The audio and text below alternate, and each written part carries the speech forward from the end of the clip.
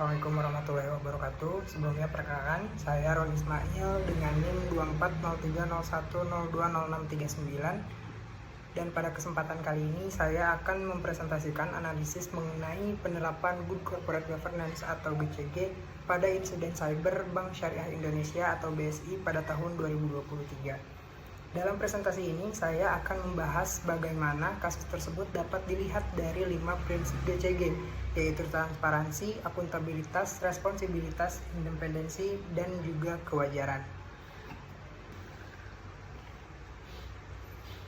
Perkembangan teknologi digital membuat aktivitas perbankan saat ini sangat bergantung pada sistem teknologi informasi. Ketika terjadi gangguan pada sistem perbankan, dampaknya sebenarnya tidak berhenti pada masalah teknis saja. Gangguan tersebut dapat memengaruhi layanan kepada nasabah, keamanan data, kepercayaan stakeholder, sampai reputasi perusahaan. Karena itu, menurut saya, kasus cyber BSI ini menarik untuk dianalisis dari perspektif GCG. Pertanyaannya bukan hanya bagaimana bank memperbaiki sistemnya, tetapi juga bagaimana tata kelola perusahaan mengelola resiko, mengambil tanggung jawab, melindungi stakeholder, dan juga merespon krisis tersebut. Kasus yang saya angkat adalah gangguan layanan pada Bank Syariah Indonesia yang mulai terjadi pada tanggal 8 Mei tahun 2023. Pada saat itu, sejumlah layanan BSI mengalami gangguan sehingga nasabah mengalami kesulitan dalam melakukan transaksi. Gangguan ini kemudian menjadi perhatian yang cukup besar karena terjadi pada sektor perbankan, di mana keberlangsungan sistem dan keamanan data merupakan hal yang sangat penting. Dalam perkembangannya, kasus ini kemudian dikaitkan dengan insiden keamanan cyber dan menjadi perhatian bukan hanya bagi BSI tetapi juga bagi regulator, nasabah, dan juga masyarakat. Nah, untuk memahami bagaimana kasus ini berkembang, berikut adalah kronologinya. Kita mulai dari 8 Mei 2023. Pada tanggal ini terjadi gangguan pada layanan BSI. Selanjutnya, pada 9 Mei, proses pemulihan layanan mulai dilakukan secara bertahap. Pada 10 Mei, perhatian terhadap dugaan serangan cyber semakin besar dan proses audit serta digital forensik menjadi bagian penting untuk mengetahui apa yang sebenarnya terjadi. Kemudian, pada 11-12 Mei, salah satu dampak yang menjadi perhatian adalah transaksi nasabah, termasuk proses pelunasan biaya haji. Dan pada 13 Mei, layanan mulai berangsur normal, meskipun proses pemulihan dan evaluasi tentunya masih berlanjut setelahnya. Jadi, kalau dilihat dari kronologi ini, kasusnya tidak hanya mengenai terjadinya gangguan, tetapi juga bagaimana perusahaan melakukan respons, pemulihan, dan juga evaluasi setelah insiden. Setelah layanan mulai dipulihkan, terdapat beberapa fakta penting yang perlu diperhatikan. Pertama, dalam laporan tahunan BSI tahun 2024, insiden tersebut dikonfirmasi sebagai insiden cyber akibat ransomware. Kedua, terdapat dampak terhadap digital value chain, termasuk sebagian data yang tidak dapat dipulihkan. Ketiga, BSI kemudian melakukan berbagai tindakan lanjutan seperti penguatan keamanan, pengujian, dan backup terhadap data maupun sistem. Dari sisi layanan nasabah, terdapat juga angka yang cukup menarik, sebanyak 153.472 dari 161.544 calon jamaah atau sekitar 95% telah melakukan pelunasan biaya haji. Jadi setelah pemulihan, kita bisa melihat bahwa perusahaan tidak hanya menghadapi persoalan teknis, tetapi juga harus memastikan kepentingan nasabah tetap dapat dilayani. Nah, kemudian muncul pertanyaan, apa hubungannya insiden cyber ini dengan good corporate governance? Nah, menurut saya, hubungannya cukup kuat karena insiden cyber memang terjadi pada sistem teknologi. Tetapi pengelolaan risiko cyber melibatkan manajemen risiko, pengendalian internal, akuntabilitas, pengambilan keputusan, sampai perlindungan stakeholder.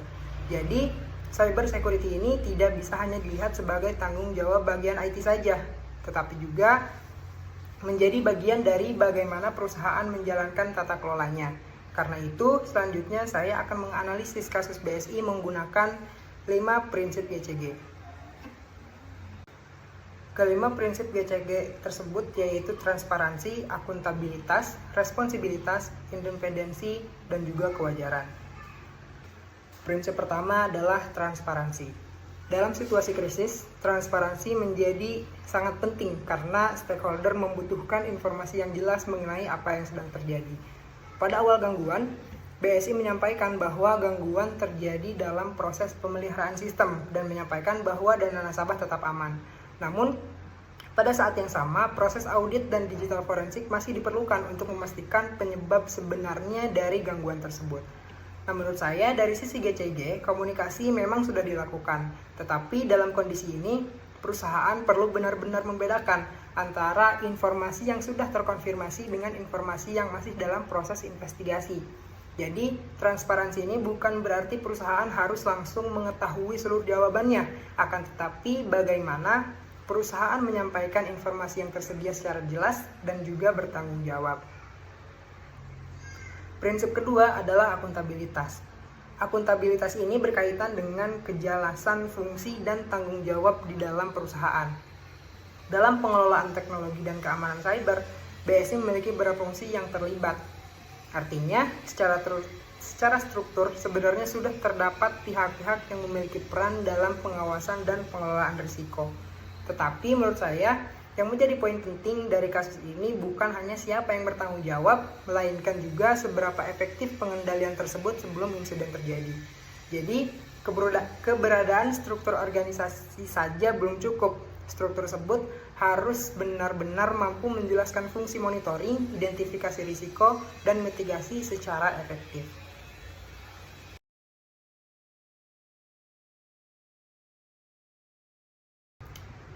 Prinsip keempat adalah independensi.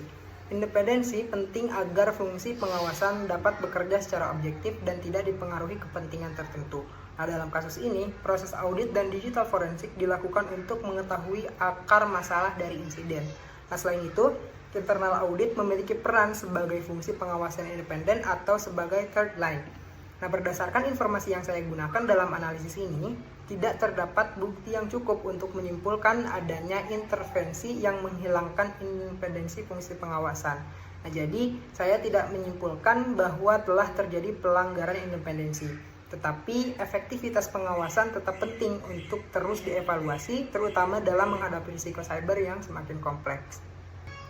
Prinsip terakhir adalah kewajaran atau fairness. Dalam konteks kasus BSI, stakeholder yang paling langsung merasakan dampak adalah nasabah.